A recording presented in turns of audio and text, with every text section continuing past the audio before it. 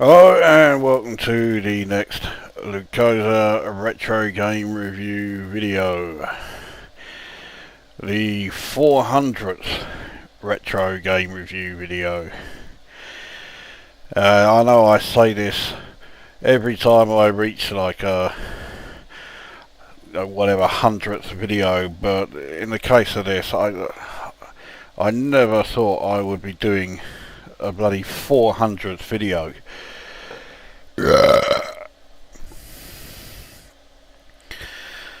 So, what great title have I chosen then for the 400th? Well, let's get straight to the point. This is Space Ace. And some of you are now thinking, oh god, a fucking Commodore 64 conversion of the Don Bluth game. Well, I've got good news and bad news for you. Firstly, this is not a conversion of the Don Bluth arcade game, which actually isn't necessarily a bad thing, because I do really like Dragon's Lair. Well, I like the arcade coin-op. I can't stand the Commodore 64 version, but yeah, I was never really so much of a fan of Space Ace. So no, it is not that.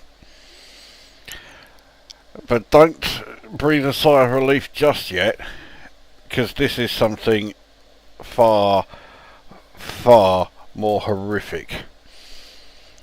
Not all that long ago, I did a review of a game which was part of a series. There was actually supposed to be 3 games in the series, but the third game never actually appeared.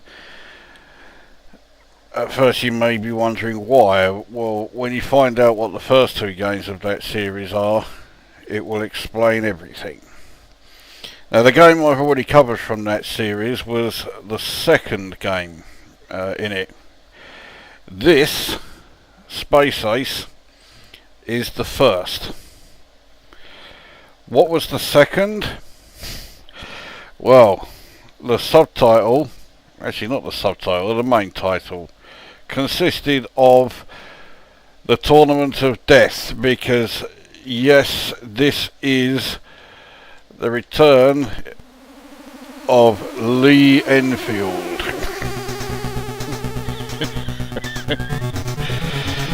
He is back. So this is, as I say, this is actually the second game of the series. This is actually the first game of the series. Tournament of Death was the second. This was released in 1988, so it actually was released in the same year that Tournament of Death came along. So you do get the impression that this was not a particularly great seller. So anyway, the game has already started, and it's a very sort of slow like Operation Wolf type game. I have to destroy all of these targets here, which is easier said than done when your targeting reticle moves around so fucking quickly, and it is by no means easy to find all of the targets. Some of them, like this one, are a fair old size and easy to find. You only have a limited amount of time to find them before they then shoot at you, and like so, you take damage there. There's another one here. There they are. Right, so that's that one down. Now you do have a shield which will help you defend you from shots. If you hold down space, you can then use it. Once the energy bar at the bottom there turns red, you've then used up all of the energy of your shield there. Now the reticle does give you an arrow to give you a sort of idea as to where the enemies are on the screen. That last thing there, as you wondering what the fuck was that? Well, the instructions do tell you, sort of. I can't find where this is. Oh, there it is. There we go. Right, so I used a bit more shield. Now the next enemy here. And then this next enemy here. But I'll just tap at the keyboard and it just doesn't give, it's all over the place. There we go. And again. Next one's over here. There it is. Next one over here. Next one is on there. There it is.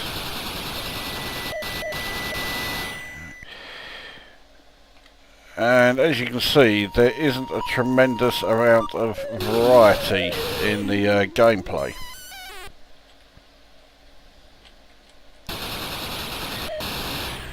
Right, now that moves me here.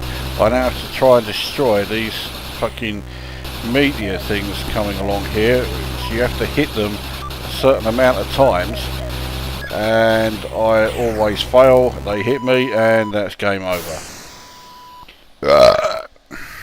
You only get one life, and yeah, if that asteroid thing or meteor thing, whatever it is, hits you, then doesn't matter how much energy you've got, you are dead. I say it doesn't matter how much energy you've got, there is no sign of an energy meter at all. So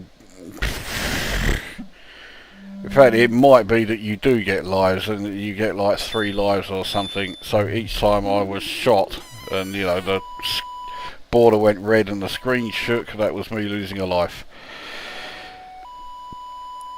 Well, there we go. Now, I didn't get the chance to explain very much about the game because it started by itself. So, well,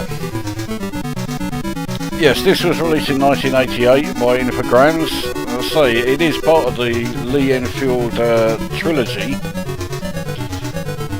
even though Part 2, which was the Tournament of Death, was released in the same year, so I can only assume that Part 3, as the game is now starting again on its own, I can only assume Part 3 was also scheduled for release in 88, and it just never appeared because the first 2 were utter shite. Although, well, you certainly can't deny that Tournament of Death was absolute shite. This is, you know, several fucking octillion times better than Tournament of Death, but that really isn't saying a lot. Still on this side. So you're still fighting the yellow shadow. Well, I say still. This was the first time you were up against the yellow shadow. And yeah, in this case you are in, well, Lee Enfield's regular time zone. Apparently Lee Enfield can travel through time, and that's why he ended up in like the 12th century or whatever for Tournament of Death. I don't know anything about the third game, so I don't know what they had in mind for that.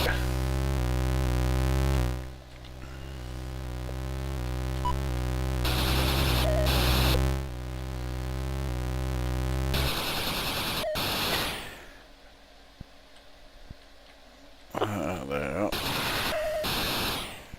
I haven't had to use my shield once so far, but you bet your life I'll put the kiss of death on it now.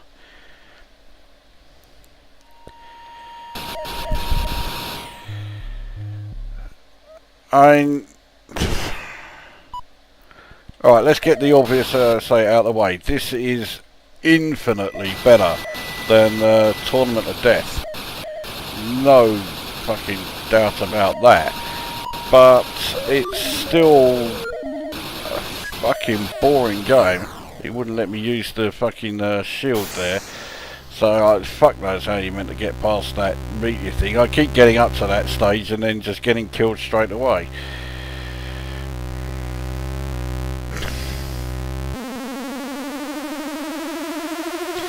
Oh yes, and on the title page here you can actually change how fast the message scrolls.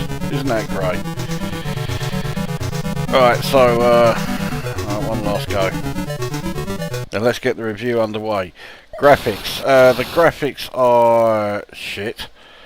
The instructions come up with a absolutely laughable way of being able to explain why some of the graphics are shite. Especially this thing here. That is, in the instructions, called an abstract apparition. I'm not making that up. That is genuinely what they are referred to in the instructions. So what they've basically realised is, okay, the graphics look shit, we can't even tell what it is. Right, what should we do? Shall we fix the graphics and make them look better? No, we'll come up with an excuse in the instructions and call them abstract apparitions, and that's why you can't tell what they are, because they're abstract. Oh, fuck off. There we go, there's another abstract apparition there.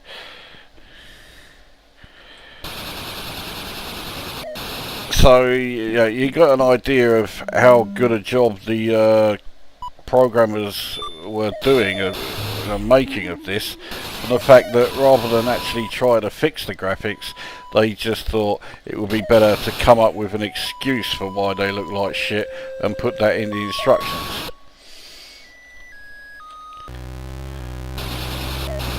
So yeah, the graphics are fucking awful.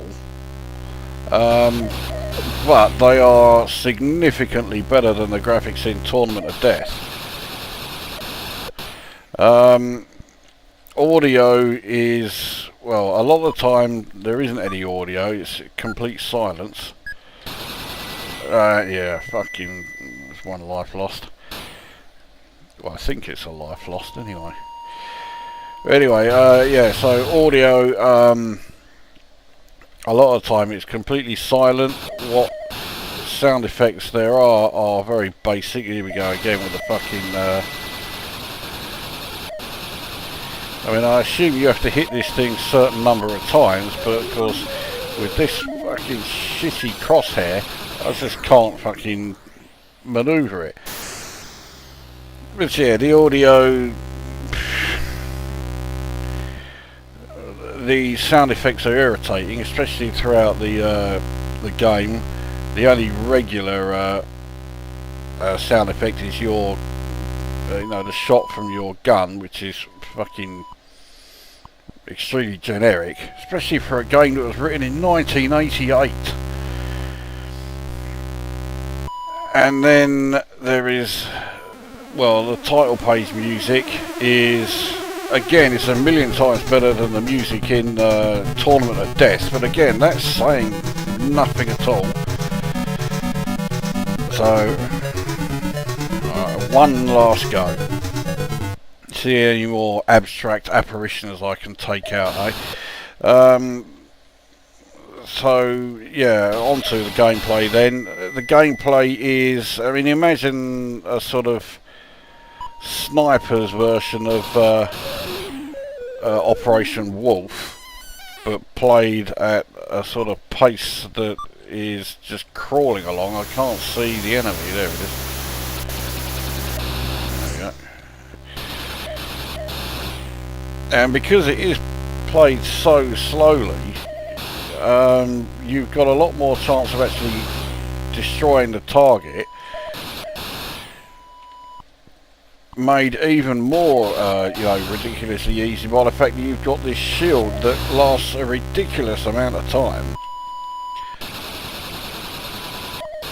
And then it goes from one extreme to the other, extremely easy around here to that fucking meteor, which you just cannot destroy at all. So, you know, actually getting off level 1 is ridiculously hard, despite the fact that level 1 itself is extremely easy.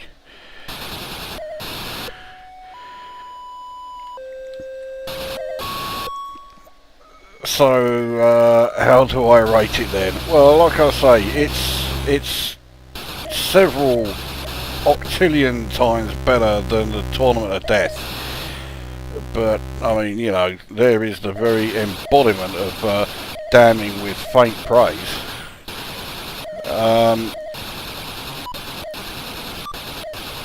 As I'm about to die again. There we go. Oh no, I fucking got through to level 2. Isn't that amazing? So there's me as Lee Enfield. What's the betting the game's now crashed or something? Well, in case it has, I'll finish off my summary. No, here we go. So, stage 2. Here we go. Right, let's see what this is all about. I've never seen this stage before. Well, it's fucking identical to stage 1. Wow, yeah, that's great, isn't it? Okay, it is wider. It's 3 screens across.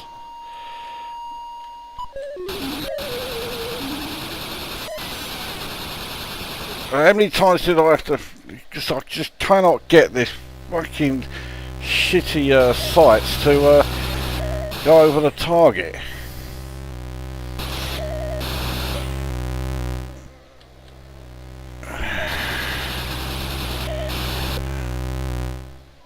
So my score then for this is, I'll score it 1 out of 10. So it does actually get a positive rating, which is something Tournament of Death was never going to achieve. But yeah, 1 out of 10. But that still makes it a million times better than Tournament of Death. Like it's really not hard to see why this whole series just did not fucking take off. This is by far the best of the 2 games that were published, and this is fucking boring, tedious shit. And yeah, after Tournament of Death, yeah, that really was the death knell for the whole series. So thankfully the gaming world was to never see or hear of Lee Enfield ever again. What a fucking shame that was, eh?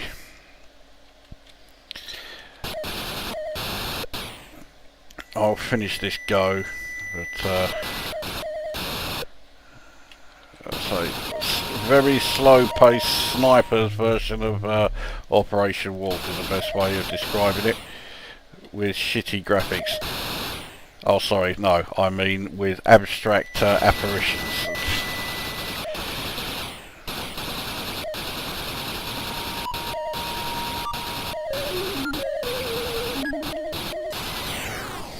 Oh, and that's it, I'm dead. Well, there you go, so there you go. Space Ace for Commodore 64. Lee Enfield Space Ace for the Commodore 64. 1 out of 10. Not to the game that I think anybody was expecting for my 400th review, but here we are. So that brings this review to an end, and we will see you at the next one.